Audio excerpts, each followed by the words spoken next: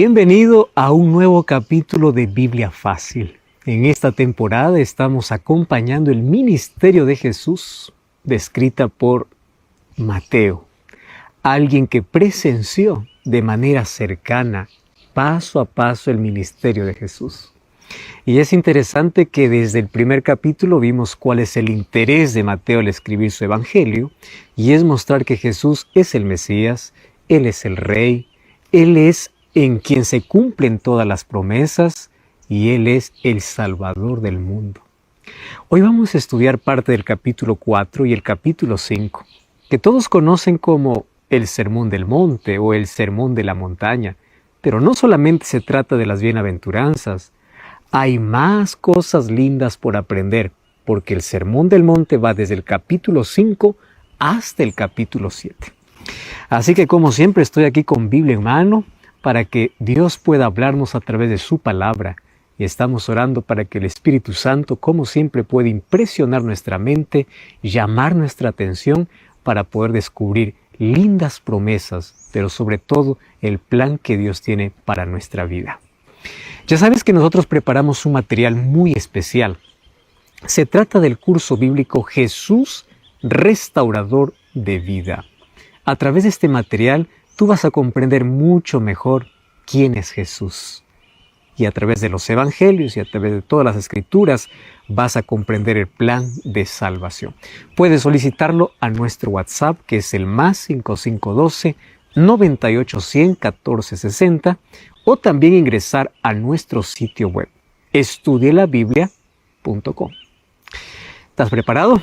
¿Estás listo? ¿Estás con Biblia en mano? ¿Estás con disposición en el corazón para poder aprender una vez más sobre el maravilloso Jesús? Entonces, abre tu Biblia, Mateo 4 y Mateo 5, y antes de poder leer el texto bíblico, vamos a orar. Vamos a abrir nuestro corazón a Dios a través de la oración. Gracias, Señor, te damos porque en este ambiente tranquilo y natural podemos estudiar tu palabra. Y gracias por las personas que están acompañándonos en ese estudio. Queremos que tu Santo Espíritu pueda colocar en sus mentes sobre este lindo sermón que lo dijiste desde una montaña, para beneficio de todos aquellos que creemos en ti. Toma nuestra vida. Queremos que puedas transformar nuestro corazón y que tu Santo Espíritu hable de manera tierna, delicada, pero como siempre de manera directa para poder llamarnos al arrepentimiento. En el nombre de Jesús. Amén. Jesús comenzó su ministerio llamando a sus primeros discípulos. ¿Cómo lo hizo? Un día, caminando allí junto al mar de Galilea, vio que estaban dos hermanos juntos, Simón y Andrés. Ellos eran pescadores, que en ese instante estaban echando su red. Debió haber sido más o menos de madrugada, posiblemente al final de una noche de arduo trabajo, porque los pescadores profesionales no pescaban de día, pues lo hacían de noche.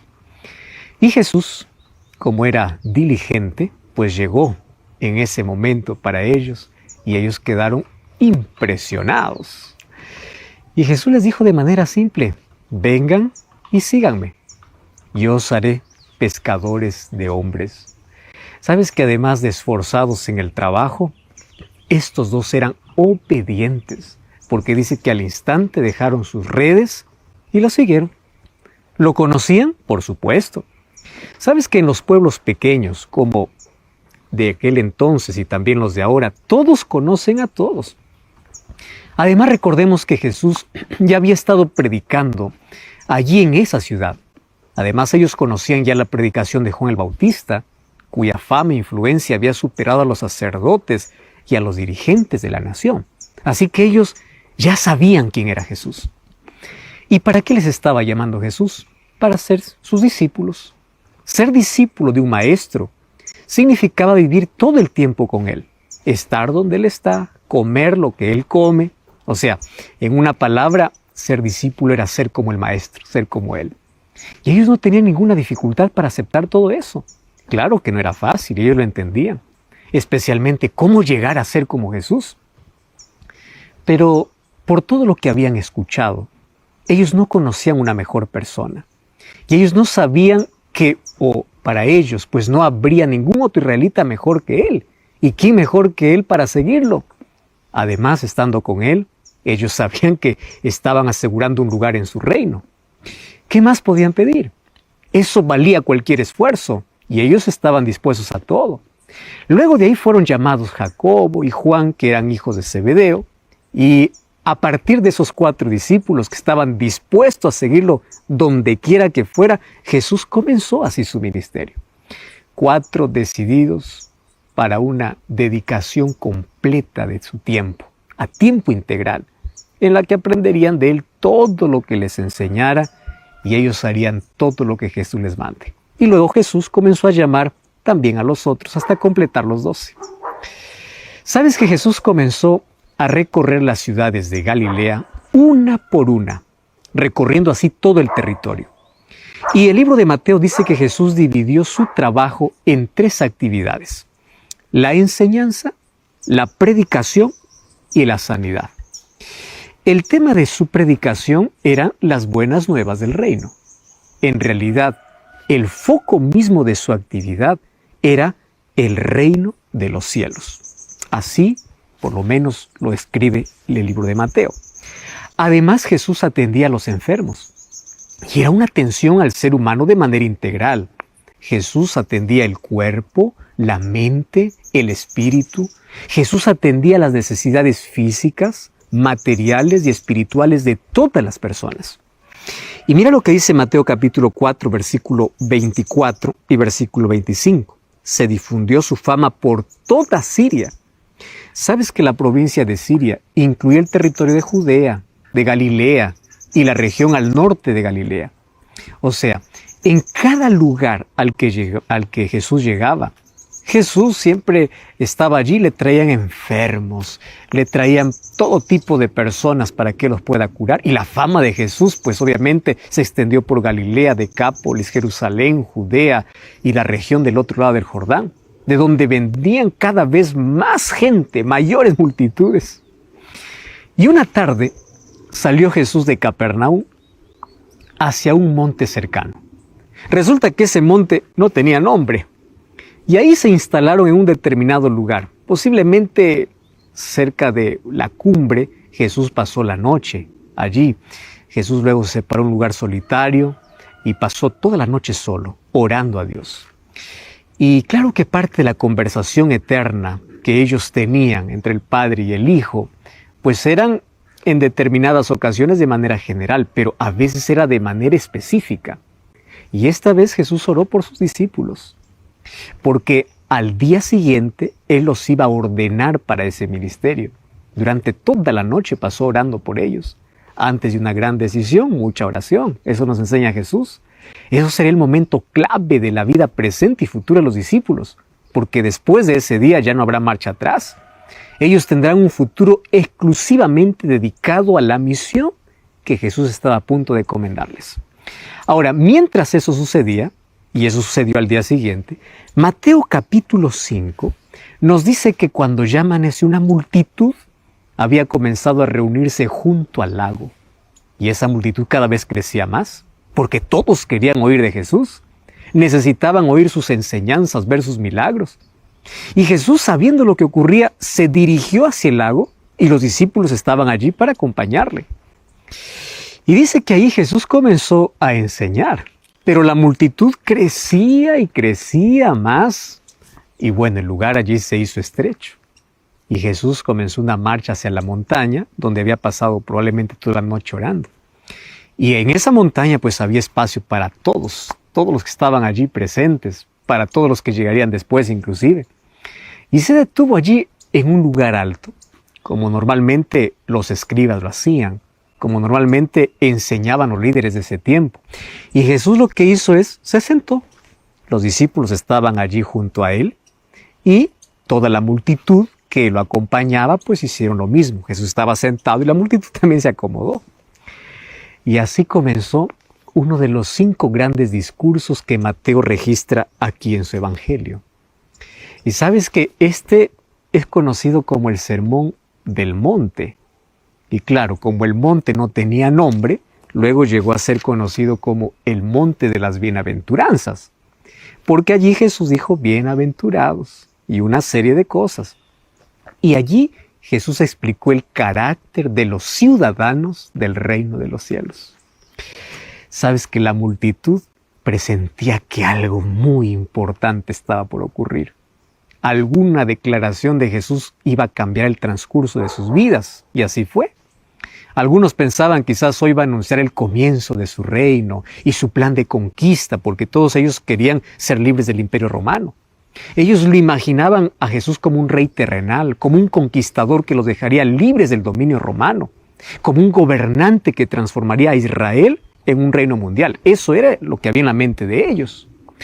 Pero el anuncio de Jesús fue totalmente diferente, porque no habló de territorios del reino, habló del carácter de aquellos que eran ciudadanos del reino de los cielos, o sea, de aquellos que iban a creer verdaderamente en las enseñanzas de Jesús. Y aquí en Mateo 5 Jesús enseña cómo son los ciudadanos del reino de los cielos de manera interna, o sea, cuál es su carácter. Y acompáñame, a partir del versículo 13 en adelante, dice allí, bienaventurados los pobres en espíritu, bienaventurados los que lloran, los mansos, los que tienen hambre y sed de justicia, los misericordiosos, los que tienen corazón limpio, los que son pacificadores, los que van a sufrir persecución y aquellos incluso que van a soportar insultos y calumnias por causa de su fe.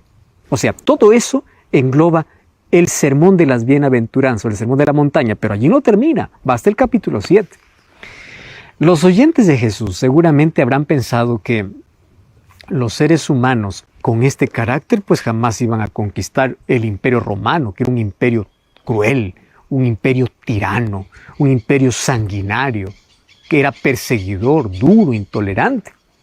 Claro, no era lo que ellos esperaban, pero la voz de Jesús llegaba a sus corazones con un tono tan convincente, con tanto amor y autoridad, que esas palabras despertaban en todos sus oyentes aquellas emociones dormidas que casi no existían. Y la ternura de Jesús era tan penetrante que parecía aceptarlos de un modo ajeno a su experiencia que ellos estaban viviendo. Jesús estaba despertando ese interés.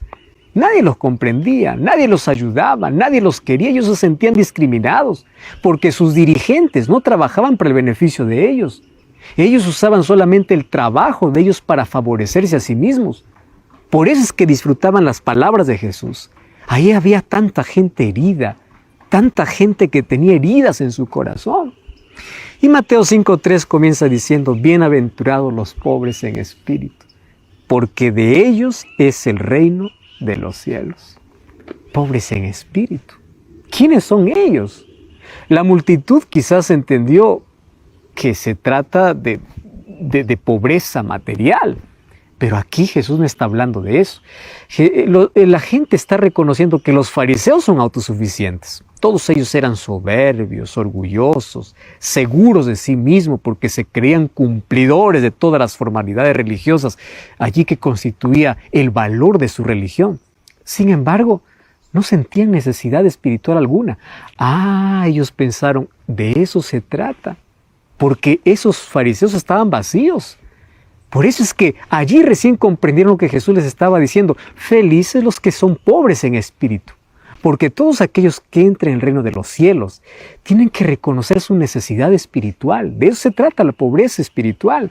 Sabían que eran pecadores, que necesitaban de Dios, que nada bueno había en ellos. O sea, un pobre en espíritu es aquel que reconoce su necesidad de Dios.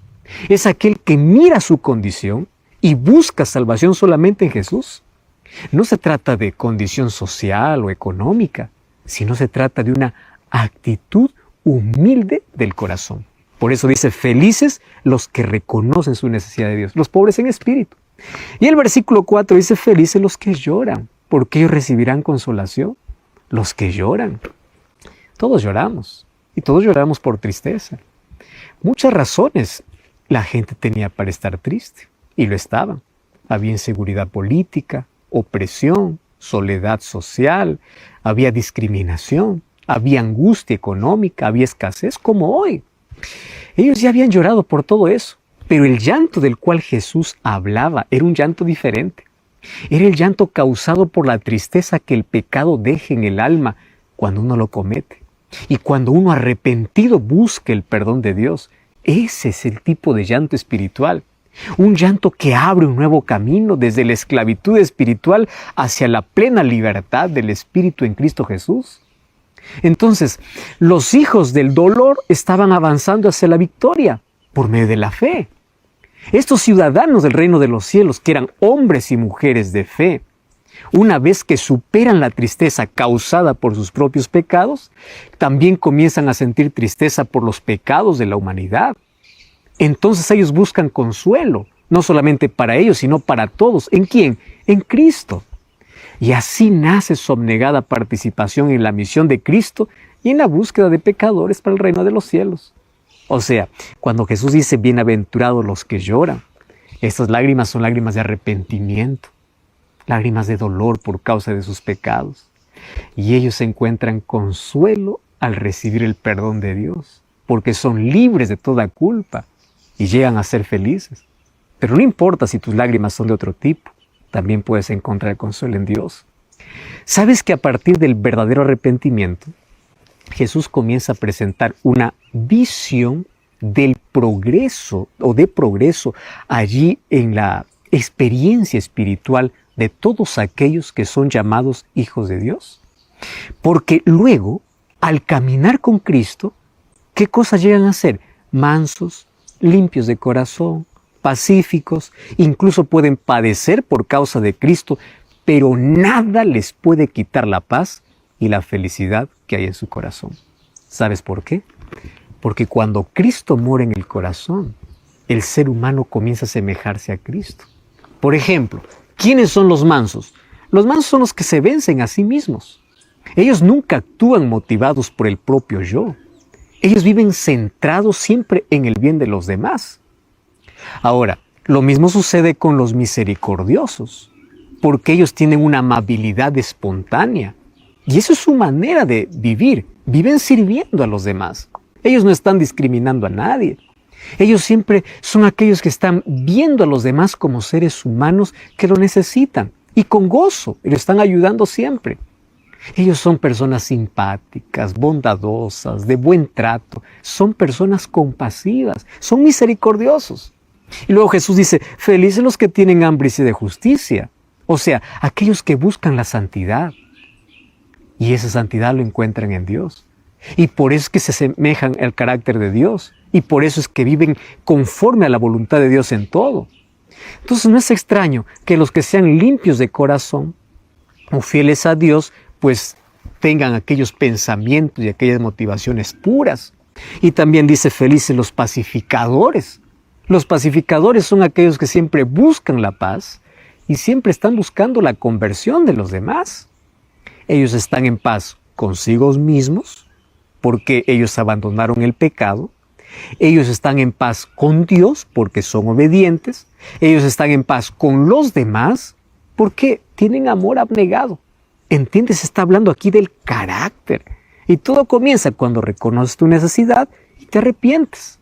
Ahora, la multitud comenzó a entender que el progreso espiritual de los ciudadanos del reino produce pues resultados excelentes. No era para menos, porque allí dice que los mansos son aquellos que van a recibir la tierra por heredad. Los que tienen hambre y sed de justicia son aquellos que serán saciados. Los misericordiosos son aquellos que alcanzarán misericordia. Y los de limpio corazón son aquellos que verán a Dios. Y los pacificadores son aquellos que serán llamados hijos de Dios. O sea, ¿qué más se puede pedir? ¿Qué más se puede desear? Porque esto abarca completamente todo. Abarca la vida. Y sabes, Jesús aún finaliza diciendo, bienaventurados los que padecen persecución y los que son insultados por causa de mi nombre. Cuando pensaban que Jesús ya lo había dicho todo, ellos escucharon hablar a Jesús acerca del gozo y la recompensa. ¿Pero para quiénes? Dice, para aquellos que padecen persecución por causa de la justicia. Para aquellos que son insultados, calumniados, perseguidos por causa de Cristo. ¿Sabes que muchos hoy son insultados, son burlados por causa de su fe? Algunos son discriminados. Yo conozco personas que hasta pueden perder tantas oportunidades y pierden su empleo por causa de su fidelidad. Tienes tú de recompensa si es por causa de tu fe. Porque la justicia verdadera y la persona de Cristo son dos causas por las cuales los ciudadanos del reino de los cielos, o sea, los hijos de Dios, están siempre dispuestos a sufrir. La persecución ya no los asusta. ¿Por qué? Porque pues los perseguidores querrán incluso quitarle la vida, pero no podrán quitarle la vida eterna, la esperanza, jamás. Ellos están seguros en Cristo Jesús. La calumnia no los asusta, porque los calumniadores obviamente pueden oscurecer o ennegrecer su nombre, pero jamás podrán manchar su carácter. ¿Entiendes? O sea, existen seres malvados hoy que pueden falsear, que pueden desfigurar el prestigio de una persona que tiene fe en Cristo. Pero esa persona está bajo la protección de Dios. Y con esa protección está asegurada su alegría aquí en la tierra y una grande recompensa en el reino de los cielos. Por eso es que los ciudadanos del reino tienen en su interior todo lo que conforma un carácter recto delante de Dios. Y eso es todo lo que Dios espera de un verdadero hijo, de una verdadera hija del reino de los cielos. Jesús aquí está hablando del carácter. Ahora, fíjate una cosa. Por eso es que en las bienaventuranzas Jesús dice, felices, bienaventurados, aquellos que desarrollan un carácter semejante al de Cristo. Porque las bienaventuranzas muestran el carácter de los hijos del reino de los cielos. Pero a partir del versículo 13 al 16, Jesús continúa su discurso y ahora va del carácter a la conducta de aquellos que pertenecen al reino de los cielos. Eso vamos a ver ahora. Como ya vimos, las bienaventuranzas muestran el carácter de los hijos de Dios. Ese es el ideal de Dios para todos. A partir del versículo 13 del capítulo 5 hasta el versículo 16, Jesús va a mostrar cuál es la conducta externa de los ciudadanos del reino del cielo. Las bienaventuranzas habla del carácter, de lo interno. La conducta es lo externo. Mateo 5:13 dice así, vosotros sois la sal de la tierra. La gente recordó inmediatamente la utilidad de la sal. Sazonaban la comida con sal. Con ella también preservaban el alimento.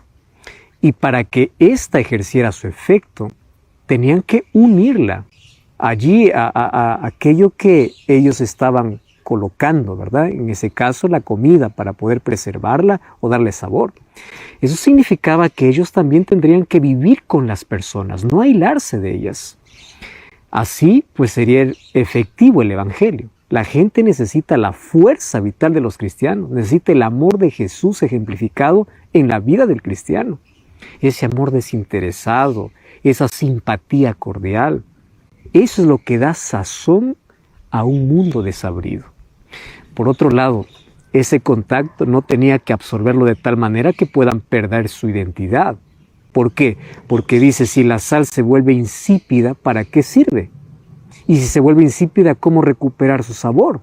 ¿Para qué serviría? Solamente para ser desechada. Y ellos ahí imaginaron cómo la sal que ya no servía era arrojada por las calles de los pueblos. ¿Para qué? Para ser abandonada y pisoteada por la gente. Y se vieron a sí mismos pues vacíos de valor. ¿Por qué? Porque ellos eran como la sal insípida, con una religión llena de formalidades que los fariseos decían sin espiritualidad, sin efecto o sin afecto. Mateo 5:14 dice, vosotros sois la luz del mundo. Aquí Jesús los comparó allí con aquellas ciudades establecidas en los cerros, que eran visibles en el día por la luz del sol que las alumbraba, pero también visibles en la noche porque ellos prendían candelabros o candeleros por las luces que ellos encendían. Y decía que la luz no se puede esconder. La vida que recibe también a Cristo no puede esconder el brillo, no puede ocultar el brillo que Cristo le va a dar en la vida. ¿Sabes que una vida de fe es tan maravillosa? Es una vida como de un cielo iluminado, como del sol que desparrama su luz por las montañas, dando ese brillo, ese color, aquello que ilumina a los valles allí con sus flores y sus plantas. Tú sabes que el sol es lo que engrandece la belleza de los lagos, de los ríos, que llena de alegría los patios de las casas, donde juegan allí los niños y los animales domésticos. Es la luz que otorga vitalidad a la simiente. Es la luz que engrandece la floresta. Es la luz que agranda el horizonte. Es la luz que hace que la tierra pueda verse más bella. Las casas, incluso las más sencillas, por la luz se pueden hacer más claras. La gente recordó sus casas simples. Como en un cuarto oscuro colocan una lámpara y ilumina todo. Y así dice Jesús que tendrían que ser sus seguidores. Por eso Jesús desafía y dice, hagan brillar la luz delante de todos, porque todos van a ver sus buenas obras. Y las buenas obras, dice Jesús, son aquellas que darán gloria a vuestro Padre. Y la gente alabará al Padre que esté en los cielos por las obras que ven ustedes. Está hablando de conducta. ¿Sabes que nadie podrá ser la sal de la tierra o la luz del mundo a menos que primero no desarrolle un carácter semejante al de Cristo mostrado en las bienaventuranzas? Sin embargo, el Sermón del Monte no concluye allí. Ahora Jesús comienza a destacar la ley espiritual del reino de los cielos. Dice el versículo 17, no penséis que he venido para abrogar la ley y los profetas, porque no he venido para abrogar, sino para cumplir. La palabra cumplir no es anular. La palabra cumplir es extender, es esclarecer. Y allí Jesús continúa diciendo, porque de cierto os digo que hasta que pase el cielo y la tierra, ni una jota ni una tilde pasará de la ley hasta que todo se haya cumplido. ¡Wow! ¿Sabe lo que está diciendo Jesús? Yo no vine para abolir la ley. Ahora, Jesús no está diciendo, después de mi muerte también la ley va a ser anulada. El pueblo de Israel tenía más de 600 leyes para observar. Entre ellas, leyes de salud, leyes ceremoniales, leyes civiles. Pero había una sola ley, que era la ley moral. Aquella que fue escrita por el propio dedo de Dios, según el libro de Éxodo capítulo 31, versículo 18. Esa es la ley de los 10 mandamientos que se encuentran en Éxodo capítulo 20.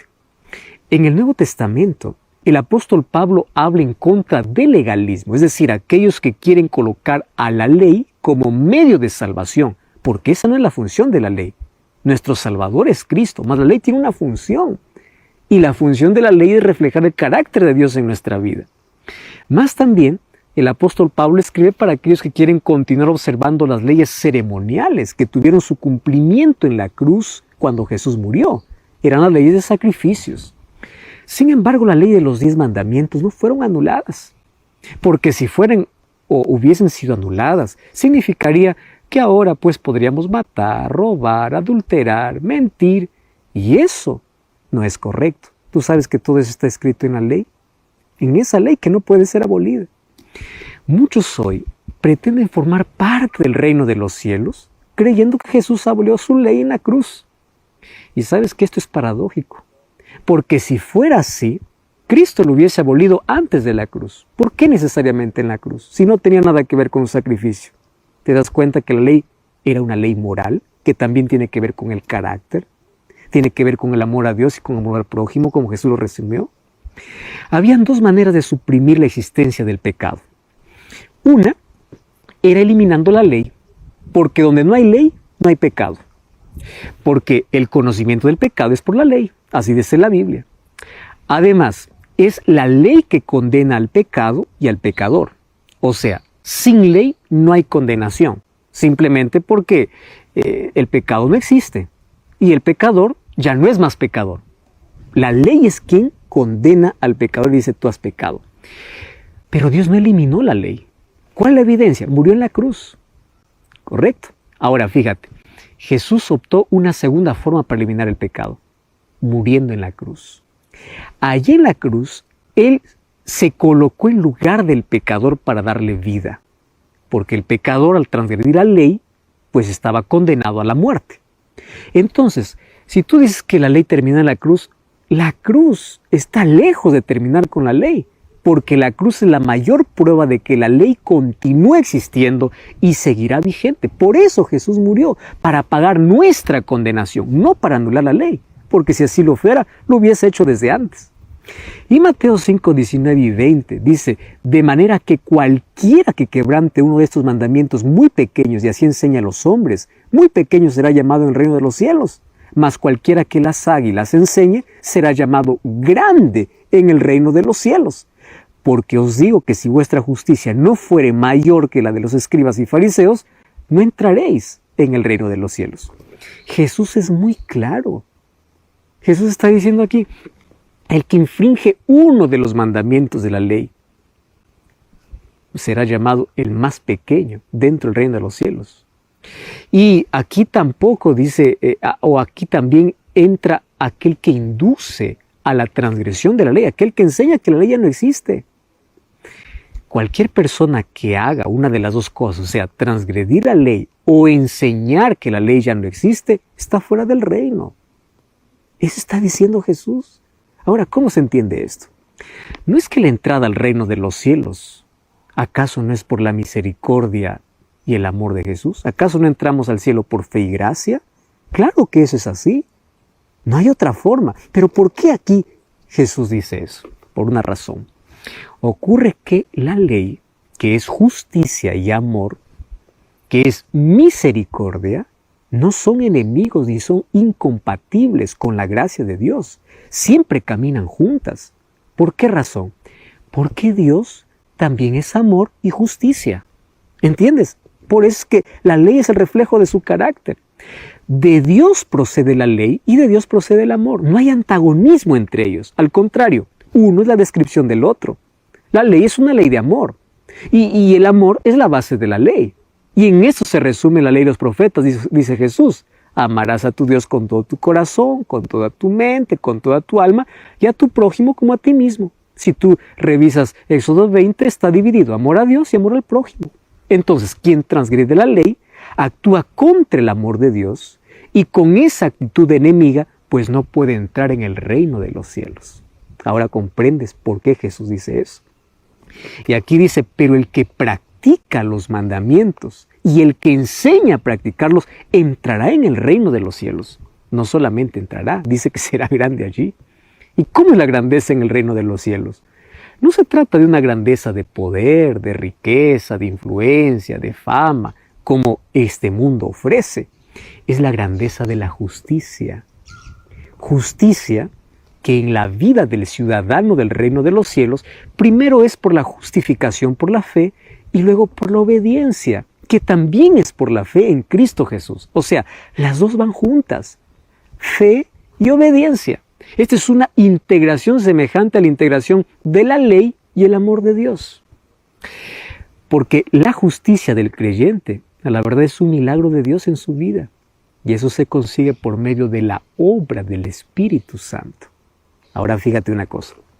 Jesús completa su enseñanza sobre el cumplimiento presente de la ley diciendo así. Porque yo les digo a ustedes que, o sea, aquí está diciendo que no pueden entrar en el reino de los cielos a menos que su justicia no supere a la de los fariseos, a los maestros de la ley, porque ellos se aferraron a la ley para salvarse. Y aquí Jesús comienza a dar el verdadero sentido a la ley, que tiene su base en el amor y que no puede ser abolida.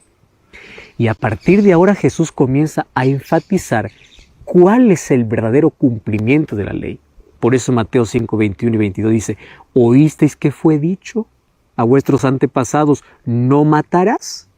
Y cualquiera que mate será culpable ante el tribunal de juicio. Eso es lo que está diciendo Jesús. Ahora, pero Jesús dice, yo les digo algo más. En el reino de los cielos no sucede eso. Ahora, cualquiera que se enoje contra su prójimo, cualquiera que insulte a su prójimo o maldiga a su prójimo, se hace culpable de tener el mandamiento. ¿Te das cuenta? Jesús no está anulando la ley. Jesús está acrecentando la ley. Está dando el sentido real de la ley. ¿Por qué? El cumplimiento de la ley tiene que ser completo, en el sentido de abarcar toda la ley, o sea, cada uno de los 10 mandamientos. Además tiene que no solamente ser letra, tiene que incluir la mente. Tiene que incluir todo. Esa era la diferencia de los fariseos de ese tiempo, que solamente se aferraban a la ley, pero su corazón estaba lejos. Y eso es tan serio, porque afecta, obviamente, nuestra adoración y obediencia a Dios. Entonces Jesús está diciendo, si tú has ofendido a tu prójimo, es igual que has matado. ¿Entiendes? No está anulando la ley. Ahora, si tú cometes un error contra tu prójimo, vienes a adorar al templo, primero anda, arregla el asunto con tu prójimo y luego ven. Recuerda que Dios rechaza al pecador consciente, aquel que no pide perdón, que se vuelve un rebelde, porque el pecado es rebelión contra Dios. En cambio, Dios acepta el arrepentimiento y recibe al pecador arrepentido. Por eso Jesús dice, si tú eres consciente que ofendiste, ve, reconcíliate con tu hermano y luego ven para que yo pueda aceptar tu adoración. Aquí no matarás no solamente es no quitar la vida, también es insultar, también es manchar la imagen de alguien. Jesús vino a ampliar la ley. Jesús dice, no tengas ningún adversario. Si alguien se convierte en un adversario tuyo, pues llega a un acuerdo con él sin demora. O sea, no pierdas tiempo, no lo dejes para después porque es peligroso. Primero porque te puedes someter a un juez, a un juicio y tu nombre va a estar manchado en la comunidad. Todos te pueden condenar. El juez puede mandarte a la cárcel y la sociedad te va a condenar. Y el desprestigio y el rechazo. ¿Qué harías tú si todos te rechazan? ¿Y qué harías sobre todo si Dios, porque sabe que eres consciente de tu pecado, también lo hace porque tú no quieres cambiar? Y Jesús continúa. En el versículo 27 dice, también ustedes oyeron, no cometerás adulterio. Pero ustedes se han olvidado que esto también incluye la codicia sexual que está oculta en la mente de ustedes. El pecado no solamente está cuando el mal aparece de manera visible en acciones, sino también está cuando está oculta en sus pensamientos. Y aquí Jesús dice, y cualquiera incluso que codicia a una mujer ya adulteró con ella en su corazón. Te pregunto, ¿Jesús está eliminando la ley? No está eliminando, lo está ampliando. Por eso es que la ley no fue clavada en la cruz y la ley forma parte del reino. Jesús primero comenzó hablando del carácter de los hijos del reino, de la conducta y ahora de la ley, porque no es incompatible con su gracia. Ahora, Jesús dice, entreguen su voluntad a Dios, aunque esto signifique hacer un sacrificio grande. Por eso es que luego Jesús dice, aunque eso signifique como cortar alguna parte de tu miembro, ya sea tu mano, tus ojos. ¿Por qué? Porque cuando tú estás enfermo, es mejor sacar o curar la herida, o si es que, por ejemplo, tienes una herida en la mano y si es necesario cortar el dedo, es mejor cortar el dedo que cortar la mano. Eso es lo que está diciendo Jesús, aléjate de aquello que te va a llevar al mal. Y luego, obviamente, cada vez que Jesús dice, oísteis que fue dicho, está hablando de los 10 mandamientos y luego en lugar de anularlo, ¿qué cosa está haciendo? Está ampliando. ¿Estás entendiendo? Jesús en Mateo capítulo 5 está hablando del carácter de los hijos del reino, de la conducta de ellos y cómo la ley entra dentro del carácter y la conducta de aquellos que son llamados hijos de Dios. Aquí Jesús dice, no desprecies la ley porque yo no vine para anularla.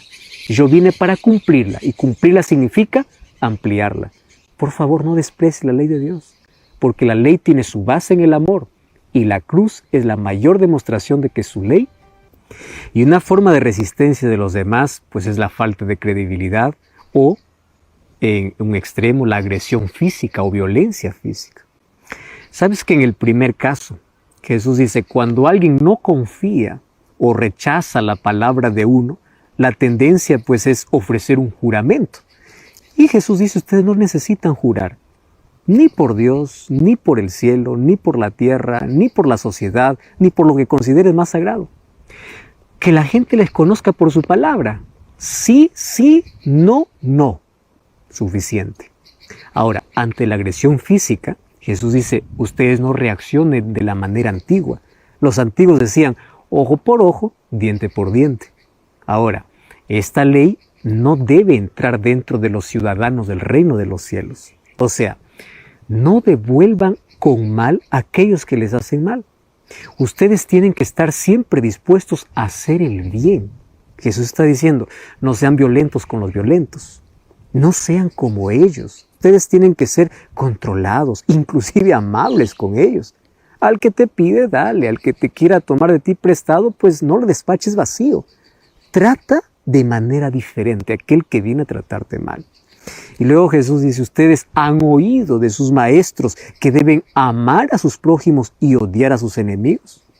Bueno, lo que ustedes han escuchado es lo más natural para cualquier ser humano, porque todo el mundo ama a sus amigos y odia a sus enemigos. Eso es natural, cualquier persona lo puede hacer. Eso es lo más fácil. No necesita esfuerzo, no necesita autocontrol, pero ustedes que son hijos del reino, de vuestro Padre que está en los cielos, ustedes tienen que ser diferentes, porque vuestro Padre, dice, es el que hace el bien a buenos y malos. Por eso es que ustedes tienen que amar a vuestros enemigos, inclusive orar, Jesús dice, por aquellos que les hacen daño. Porque si ustedes amaran únicamente a los que aman, pues estarían haciendo lo que también hacen los peores miembros de la sociedad a la cual ustedes pertenecen. Y ustedes no pueden ser como ellos. ¿Cuál sería la diferencia que habría entre ellos y ustedes? Y esa diferencia que tiene que existir, tiene que ser grande. Tal es la diferencia. Así como existe el reino del Dios y el reino de las tinieblas, una diferencia enorme. Y ahí Jesús dice una cosa interesante, versículo 48 del capítulo 5, dice, sed pues vosotros perfectos, como vuestro Padre que está en los cielos es perfecto. Sabes que Mateo no registró la reacción de los oyentes, pero es fácil imaginar a alguien pensando, ¿cómo? Esto es imposible. ¿Cómo es que yo puedo tener la perfección de Dios? Bueno, si Jesús lo dice, es porque es posible. El problema es que nosotros tenemos una idea de perfección totalmente diferente a lo que Jesús está diciendo. Para entenderlo, vamos al apóstol Pablo. Pablo cuenta su propia experiencia con la perfección y su experiencia puede repetirse en mi vida y en la tuya. Cuando él escribe a los filipenses, allí es un texto en el Nuevo Testamento, él explica de qué se trata la perfección. Y Filipenses capítulo 3, versículo 7 y versículo 8, él dice, pues no se preocupen por mis prisiones. Lo que para mí era ganancia, él dice, ahora lo estimo como pérdida delante del conocimiento de Cristo. Lo que realmente ya no me importa, dice, lo que me importa es estar unido a Cristo. Ya no importa lo que perdí. Yo quiero participar en el sufrimiento que Él tuvo en la cruz para poder llegar a ser semejante a Él en su muerte. Porque si soy semejante en su muerte, pues yo también voy a ser semejante en la vida, o sea, en la resurrección. Por eso que Él decía, ya no vivo yo, es Cristo que vive en mí. Pero a partir del versículo 13, mira lo que dice. No quiero decir que ya lo alcancé o que ya sea perfecto. Sin embargo, una cosa hago. Olvido lo que queda atrás y me esfuerzo por alcanzar lo que está adelante. Y yo prosigo por ese camino para alcanzar el premio. ¿Qué está diciendo Pablo? La perfección es un camino y ese camino es Cristo. Pablo dice que él no es perfecto y al mismo tiempo dice que sí es perfecto porque está en el camino de perfección. ¿Hay una contradicción en esto? No, porque la perfección es un camino. Es en Cristo que nosotros vamos alcanzando aquellos objetivos de perfección y dejando atrás aquello que queda en el pasado. Pero siempre estamos buscando nuevos objetivos hasta que lleguemos a la meta final, que obviamente también va a incluir la perfección del cuerpo físico, que ocurrirá en la glorificación cuando Cristo regrese. Entonces, perfectos son aquellos que no se desvían del camino, son aquellos que prosiguen, son aquellos que perseveran. La perfección del cristiano es la perfección de Cristo, porque Cristo vive en ellos por medio de la fe. Y como Cristo es el único igual al Padre, el creyente que por la fe vive en Cristo, o sea, en la perfección de Cristo, puede llegar a ser perfecto, porque su carácter cada vez va a ser semejante al de Cristo. O sea, perfección es un camino de progresión. Hoy mejor que ayer, mañana mejor que hoy, cada día más semejante a Jesús. Tiene que ver con carácter. Mira, me encanta porque Mateo capítulo 5 habla de 4 cosas elementales. En primer lugar, ¿cuál es el carácter de aquellos que son hijos de Dios. ¿Cuál es el carácter? Comienza, bienaventurados los pobres en espíritu, los que reconocen su necesidad de Dios. Bienaventurados los que lloran, lloran por su pasado, lloran por su pecado, lloran, pero ellos piden y encuentran el perdón en Dios. Y a partir de allí llegan a ser mansos, misericordiosos, limpios de corazón, pacificadores, o sea, llegan a desarrollar el carácter de Cristo. Y luego, cuando de manera interna son semejantes a Cristo, pues de manera externa son como la sal, son como la luz del mundo. ¿Y por qué? Porque ellos también practican la ley. Y esa ley incluso les lleva por el camino de perfección. Y perfección no significa que nunca pecan. Perfección significa que cada día son semejantes a Jesús. Porque la ley refleja el carácter de Dios, como dice Romanos 7:12. Amor a Dios y amor al prójimo. Y dice Jesús, yo no he venido para anular la ley. Yo vine para enseñarles. Y la palabra cumplir significa incluso para extenderla. Y eso ya vimos hoy en el Sermón del Monte. Y ahí nosotros llegamos al camino de la perfección. Y el camino de la perfección está inclusive en el libro de Proverbios capítulo 4, versículo 18. Dice que el camino de los justos es como la luz de la aurora, que va en aumento hasta que el día sea perfecto. Escúchame aquí. Acepta la palabra de Dios. Acepta ser fiel. Acepta ser obediente. Acepta la ley de Dios en tu corazón. Que el Espíritu